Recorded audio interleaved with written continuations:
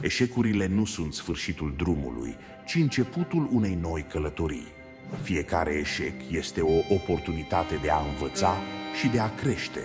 Acceptă eșecurile ca parte a vieții. Ele ne arată ce avem de îmbunătățit și ne oferă șansa de a deveni mai puternici. Reflectează asupra greșelilor tale și identifică lecțiile pe care le poți învăța.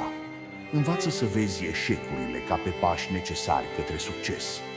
Fiecare eșec ne aduce mai aproape de obiectivele noastre, oferindu-ne experiența și cunoștințele necesare pentru a reuși.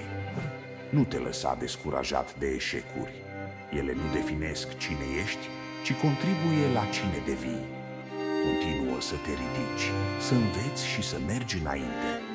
Amintiți-vă, eșecurile sunt doar lecții de viață care ne pregătesc pentru succes.